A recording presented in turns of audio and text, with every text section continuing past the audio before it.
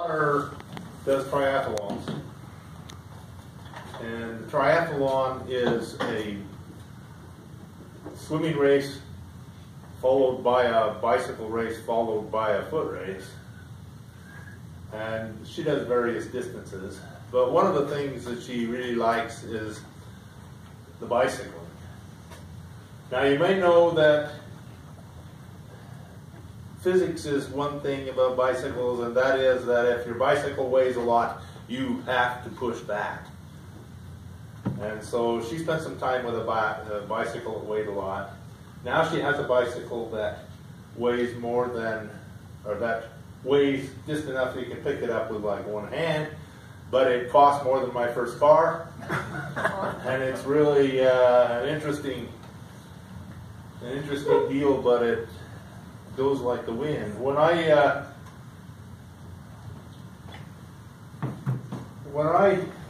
was growing up, bicycles were sort of utilitarian. No gears, no regular tires over everything.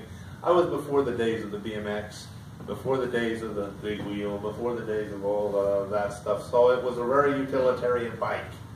And everybody had utilitarian bikes, and everybody was relatively happy.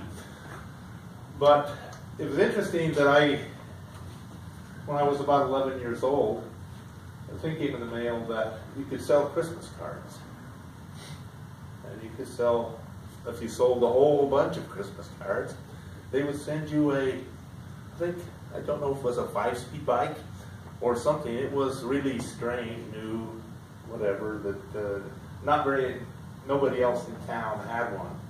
And so I had that as a goal. So there was the one year that I and my siblings and everybody in the family sold Christmas cards. A box of Christmas cards or whatever. And I forget how many boxes there were, but there were a lot. And we sold those Christmas cards all throughout southeast Idaho. And so every near and far relative that we could find. And it was very interesting that we finally got it to the point where we could get a bicycle. It was the main prize, the main thing that you really pushed for. And a bicycle came in a box. And it was an English 5-speed. Okay, and I forget the name of it, but we put it together. An English 5-speed had sort of little thin tires and several speeds. Everything was really great with it, and we put it together and we rode it around. Many of you may have driven or been associated with English sports cars, not known for their reliability. Well, English bicycles are also not known for their reliability. at least being banged around by an 11-year-old in Idaho. So what we had was a lot of trouble with that, and it sort of went away. Eventually, it was, I don't know really what happened to it, but I was 11 years old, and I don't know if I really got another bicycle, because after a year or two, when you're 14 in Idaho at that time, you could get a driver's license. And so the rest is history. But life on two wheels sort of continued. My daughter bought me a new bicycle earlier this year. She runs triathlons, I obviously don't. So she said, you need to get out on the bicycle and do that. Well, we've done a little bit, but we're bound to do more. And the interesting thing about a bicycle is that it is very efficient. It is renewable. It runs on renewable energy. It has some downsides on it. But one of the upsides is that it's very healthy. And it's all that sort of thing, so long as it's flat and so long as the distances aren't too long. And there are a whole bunch of different types of bicycles out there. There's the narrow tires and the big fat tires and all of that. So there are a whole bunch of things out there. And it's a great thing to get involved in. And I encourage all of you to get involved in it, because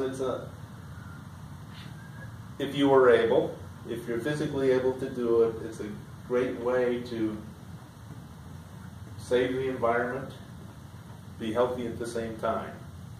Now, one of the things that I also did, I spent several years in Europe, and I spent several years in Austria, which is just south of Germany, and in later years I spent some time in Holland and in northern Germany, where it's very flat. And so those guys ride their bicycles all the time. We were in, but I lived for about a year in Vienna, and Vienna didn't have that culture of the bicycles everywhere. The only people that were really doing the bicycles, they're riding around Vienna on bicycles, were crazy sports people and the Mormon missionaries.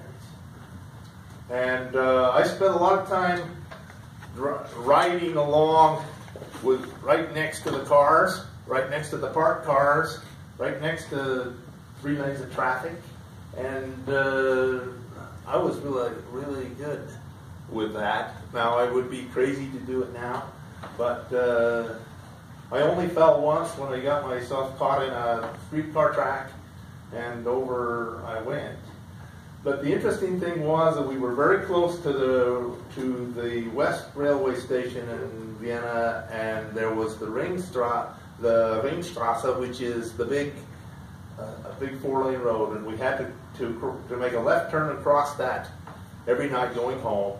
And that was the greatest thing that you ever saw on a bicycle, was to go crazy, crazy, crazy, and then come around and make a big turn, and all traffic going in every which direction. And long for those days, and hopefully you can do the same types of things. Mr. Dostman.